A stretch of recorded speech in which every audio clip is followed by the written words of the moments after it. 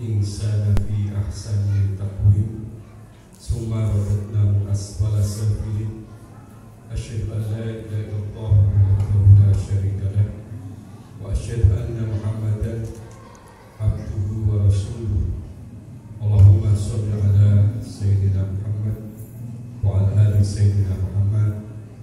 Faya ayyuhas shalimun ittaqullaha haqqa tuqatih wa la tamutunna illa wa antum muslimun.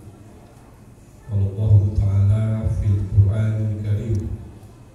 A'udzu billahi minasyaitonir rajim. Bismillahirrahmanirrahim. Innama ya'muru masajidallah man amana billah wal yawmil akhir wa aqama as-shalah wa ata az-zakah wa lam yakhsha illa Allah fa asa ulaika an yakunu minal muhtadin. Amma ba'd. Jamaah yang dimuliakan oleh Allah Subhanahu wa taala, alhamdulillah pada kesempatan malam yang ke-9, betul ya Pak, kita bisa silaturahmi indah ini dalam keadaan Allah berikan kesehatan, kekuatan iman dan Islam kepada kita semuanya. Amin ya rabbal alamin. Kita berdoa kepada Allah, berharap Allah dengan sekuat tenaga kita, semoga ibadah yang telah kita laksanakan, yang sedang kita laksanakan, dan yang akan kita laksanakan mendapatkan ridho dari Allah Subhanahu wa taala.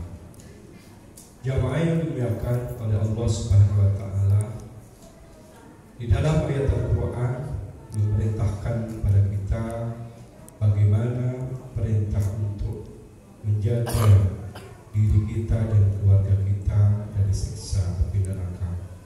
A'udzubillahi minasyaitonir rajim. Bismillahirrahmanirrahim. Ya ayyuhalladzina amanu qu anfusakum wa ahlikum nar. Perintah untuk menjaga diri kita dan keluarga kita dari siksa api neraka. Bagaimana cara menjaganya? Salah satunya yaitu dengan mengajak keluarga kita menjalankan perintah Allah, melaksanakan sholat. Kenapa demikian? Karena sholat itu menjadi amal ibadah yang pertama kali akan dihisab yaumil qiyamah.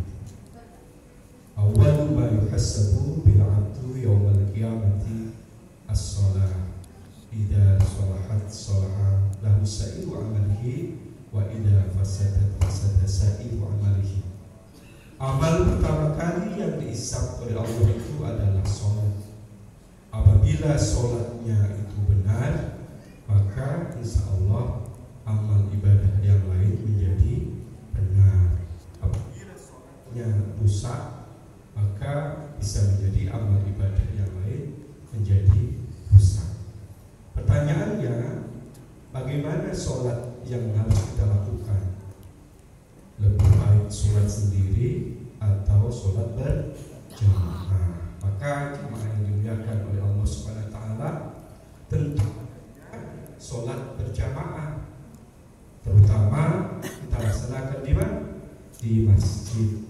Nah, di dalam hadis Nabi Muhammad SAW, sholat berjamaah itu dianjurkan, bahkan hampir setiap waktu Rasulullah SAW menjalankan sholat berjamaah itu.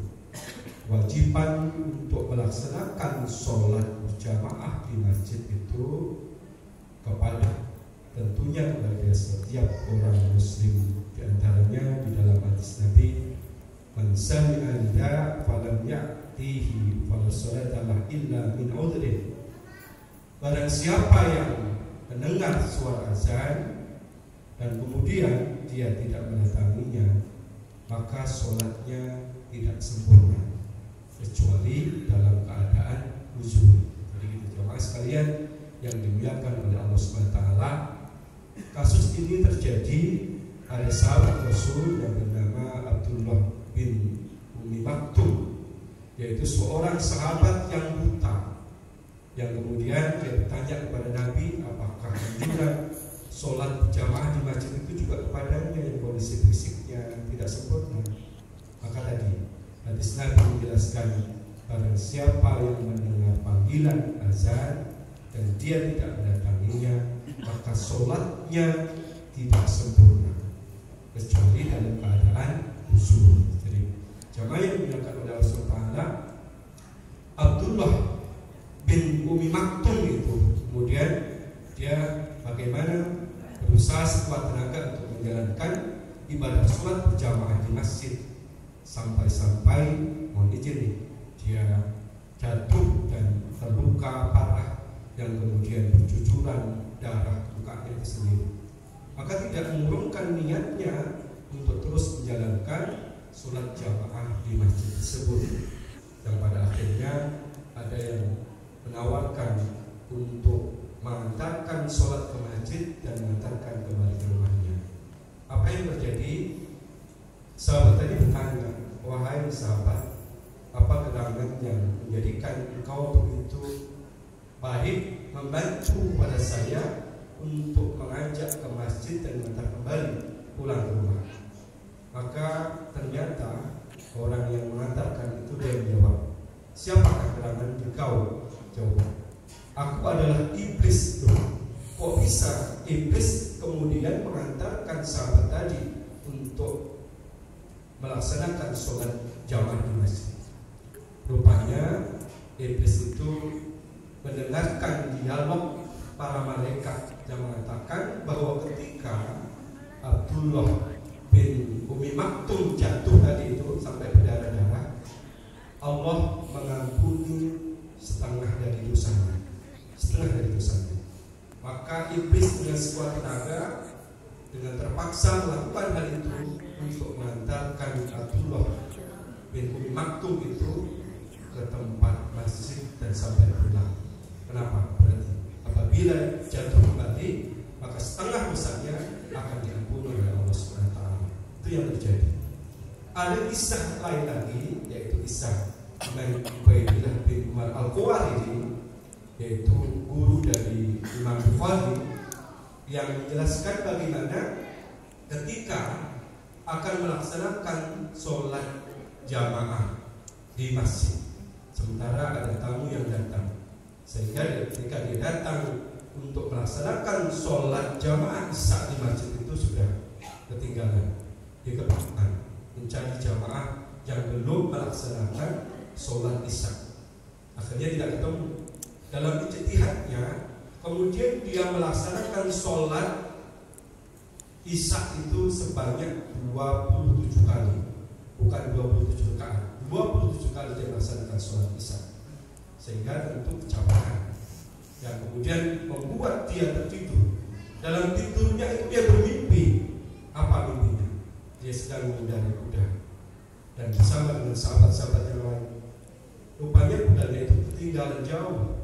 Dengan sekuat tenaga untuk memacu kuda itu supaya sampai bersama-sama dengan kuda-kuda yang lain, maka ternyata tetap tidak sampai juga. Ada sahabat yang beritahu, kasihan, jangan engkau paksa kuda untuk mengejar kuda-kuda yang lain. Kenapa? Karena mereka itu adalah orang-orang yang sudah melaksanakan sholat isya berjamaah. Nah, ini jamaah yang dimuliakan oleh Allah SWT. Terhadap dua kisah itu memberikan motivasi, semangat bagi kita untuk melaksanakan sholat berjamaah di masjid. Apa kira-kira peran masjid kita ketika kita melaksanakan sholat berjamaah? Di antaranya adalah tentu pahala yang diberikan Allah Subhanahu wa Ta'ala kepada kita. Sholat berjamaah afdhalu min sholatil fardhi bi 27 derajat. Sholat berjamaah itu lebih baik daripada sholat sendirian dengan 27 kali lipat pahala yang Allah berikan kepadanya.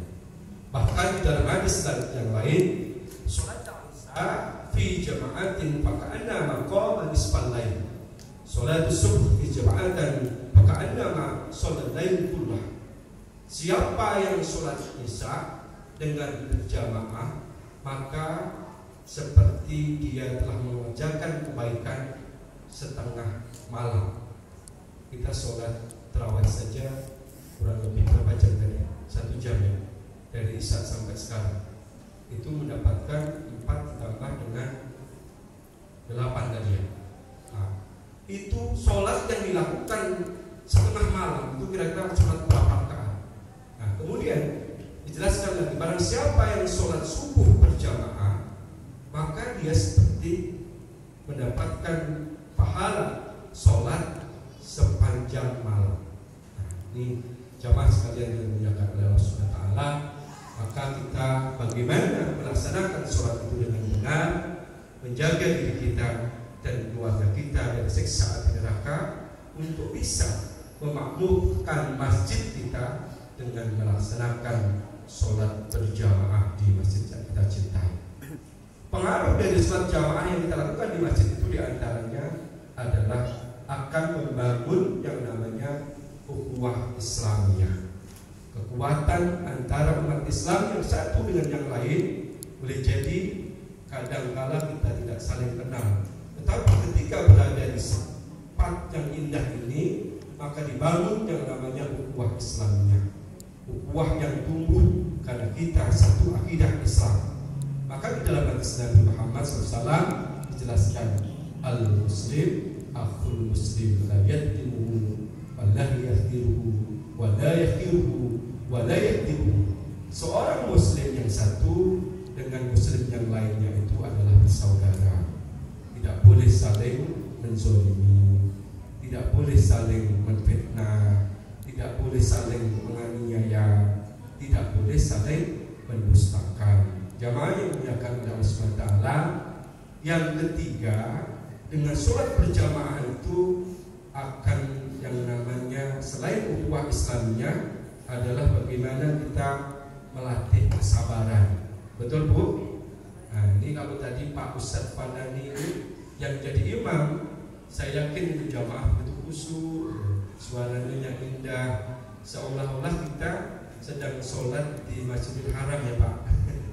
Alhamdulillah. Pada betah tak terdengar suara anak-anak. Kenapa? Begitu indahnya bacaannya. Maka ketika kita menjalankan sholat ini, jamaah ini, berjamaah di masjid, itu melatih kesabaran kita. Karena kita ini sholat dipimpin oleh seorang imam, apalagi imamnya yang indah bacaannya. Kalau di wilayah saya, di daerah saya, kalau imamnya panjang-panjang bacaannya, pasti ditandai oleh jamaah. Dia yang dicari itu yang kulhu yang cepat.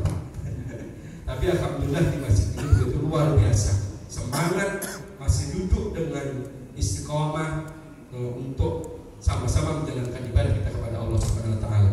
Jadi akan menumbuhkan yang namanya kesabaran. Sabar dalam apa? Sabar dalam ketaatan. Tadi kan sholat begitu khusyuk kan dalam perintah Allah, sabar di dalam kemaksiatan, dan sabar di dalam hal ini menghadapi musibah yang datang dari Allah Subhanahu wa taala. Yang terakhir, bahwa orang-orang yang memakmurkan masjid Allah itu, yang mereka menjalankan sholat di masjid itu hanya tentunya orang-orang yang tertentu. Siapa yang mereka? Innama ya'muru masajidallah man amana billah wal yawmil akhir wa aqama as-shalah wa ata az-zakah wa lam yakhsha illallah fa asa ulaika ay yakunu minal muhtadin. Orang-orang yang memakmurkan masjid itu dengan cinta masjid, dengan ingin terus istiqomah untuk melaksanakan jamaah sholat di masjid, itu adalah mereka yang memang beriman kepada Allah Subhanahu wa taala. Dan yang kedua, mereka adalah orang yang beriman kepada hari akhir, mereka yang mendirikan sholat, mereka yang menafkahkan sebagian rezekinya, dan mereka yang tidak takut kepada siapapun kecuali hanya kepada Allah Subhanahu wa taala. Jamaah yang dimuliakan oleh Allah Subhanahu wa taala, semoga dengan kita memakmurkan masjid, dengan adanya imam-imam yang terpilih, mubalik-mubalik yang bagus, insya Allah jamaah akan betah di masjid. Jamaah akan senang untuk sholat berjamaah di masjid yang kita cintai ini. Semoga seluruh pengurus masjid, jamaah semuanya diberikan kesehatan, kekuatan iman dan Islamnya untuk istiqomah terus memakmurkan masjid kita. Amin. ya rabbal alamin. Kurang dan lebihnya mohon maaf. Billahi taufiq wal hidayah. Wassalamualaikum warahmatullahi wabarakatuh.